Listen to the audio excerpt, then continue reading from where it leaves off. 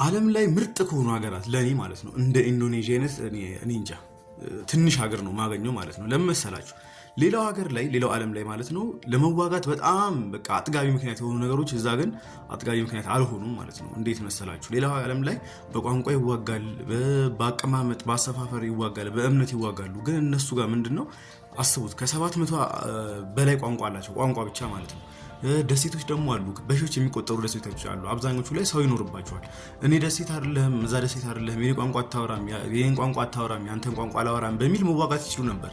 ግን እነዚህ ሰዎች ምንድነው ያደረጉት? ተስማምተው ተፋቅረው ተዋደው ማለት ነው የሚሆነውን ነገር ነው ያደረጉት። ወደፊት ነው ይሁት ማለት ነው። ተመልከቱት። ይሄ ገጠራቸው ውስጥ የሚገኝ ሀገር ቦታ ነው ማለት ነው። ይሄ ኢንዶኔዥያ ውስጥ ማለት ነው። ተመልከቱት እንዴት እንደሚያምር ቀጫጭን አስፓልቶች ሰርተዋል እነዚህ ማለት ነው። በሞተር ነው አብዛኛው ሰው የሚንቀሳቀሰው። እርሻቸው ይሄን ይመስላል። የተለያዩ ነገሮችን እያመረቱ በቀላሉ ወደ ገበያ መውሰድ ይችላሉ ማለት ነው። ተስማምተው ስለሰሩ ስላለሙ ማለት ነው። አብዛኛው ህዝባቸው ገበሬ ነው። በዚህ መልኩ ግብርና ነው የሚሰራው። ይሄን የሚያክል መስጊድም ገንብቷል። ክርስቲያንም ከሆኑ ደግሞ ትልቅ ቤተክርስቲያኖችን ይገነባሉ ማለት ነው። ለምንድነው? ሰላም ስላላቸው ስላደጉ ፍቅር ስላላቸው ማለት ነው። ተስማምተው ስለሚኖሩ ማለት ነው። 700 ቋንቋ ነው ያልኳቸው አስቡት።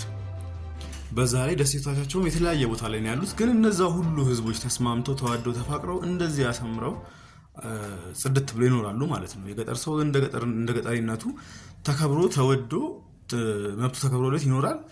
ከተማውም እንደዛው ማለት ነው። ተማርኩ ብሎ አንዱን አይጨቁንም፣ ገበሬ ነኝ ብሎም ዝቅ አያደርግም ራሱን። አብዛኛው ነገራቸው የተስተካከለ ነው። ያው ችግሮች ሊኖር ይችላሉ አላውቅም፣ ግን አብዛኛው ነገራቸው በመናየው አሪፍ ነው ማለት ነው። እስቲ ገብታችሁ ደግሞ ዩቲዩብ ላይ የተቀመጡ ብዙ የኢንዶኔዥያ ዶክመንታሪዎች አሉ። ገብታችሁ ያቸው በጣም ነው ደስ የሚሉት ማለት ነው። በጣም ስለተመቹኝ ነው። እኛም ሀገር እንደዚህ መሆን አለበት ብዬ ነው ማስበው። አብዛኛው ተራራማ ናቸው እነሱም፣ እኛም ተራራማ ነው ሀገራችን። በዚህ መልኩ ቢለማ በጣም ተጠቃሚ እንሆናለን ብዬ አስባለሁ። ይመቻችሁ። እስቲ አስተያየታችሁንም እጠብቃለሁ።